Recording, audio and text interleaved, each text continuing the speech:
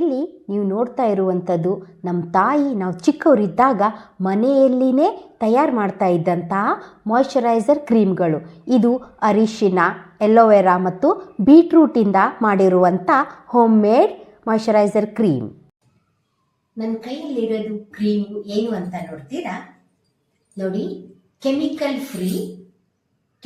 Free ಆಗಿರೋದು ಮನೆಯಲ್ಲೇ ಮಾಡಿರುವಂಥ ಮಾಯ್ಶ್ಚರೈಸರ್ ಕ್ರೀಮ್.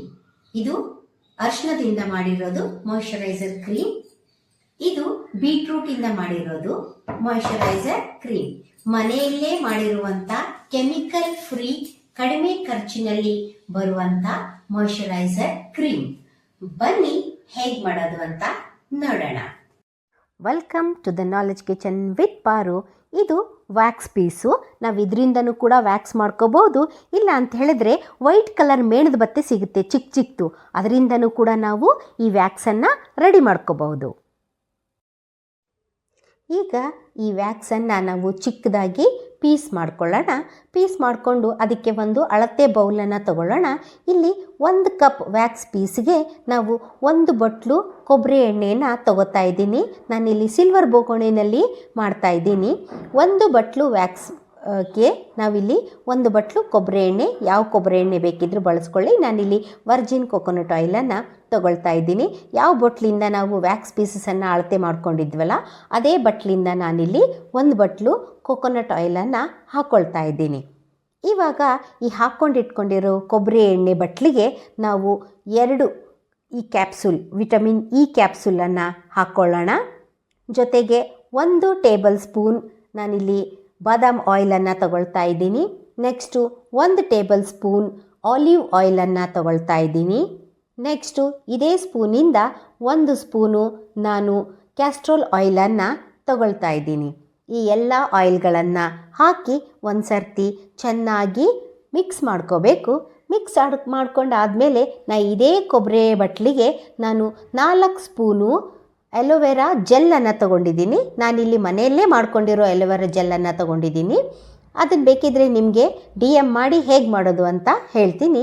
ಇವಾಗ ಒಂದು ಗ್ಯಾಸ್ ಆನ್ ಮಾಡಿಕೊಂಡು ಈ ವ್ಯಾಕ್ಸನ್ನು ನಾವು ಸಣ್ಣ ಉರಿನಲ್ಲಿ ಸ್ವಲ್ಪನೇ ಹೊತ್ತು, ಒಂದು 2 ನಿಮಿಷ 3 ನಿಮಿಷ ಅದನ್ನು ಕಾಯಕ್ಕಿಟ್ಬಿಟ್ರೆ ಅದು ಎಲ್ಲ ಕರಗೋಗ್ಬಿಡುತ್ತೆ.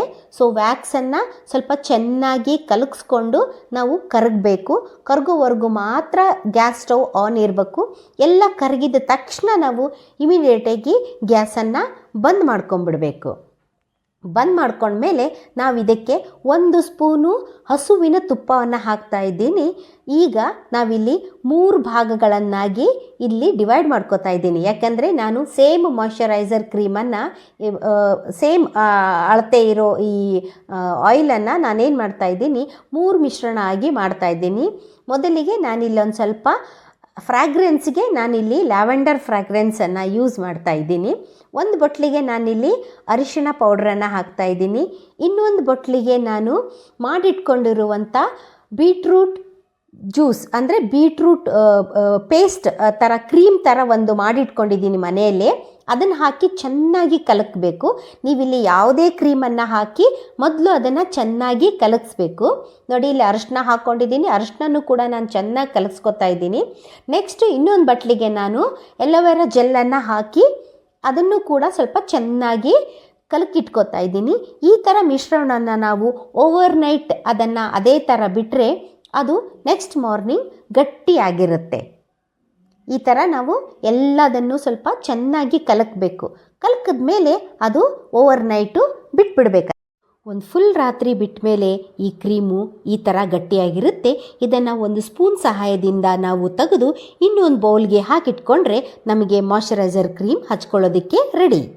ನಮ್ಮ ಚಾನಲನ್ನು ಲೈಕ್ ಮಾಡಿ, ಶೇರ್ ಮಾಡಿ, ಸಬ್ಸ್ಕ್ರೈಬ್ ಮಾಡಿ. Thank you.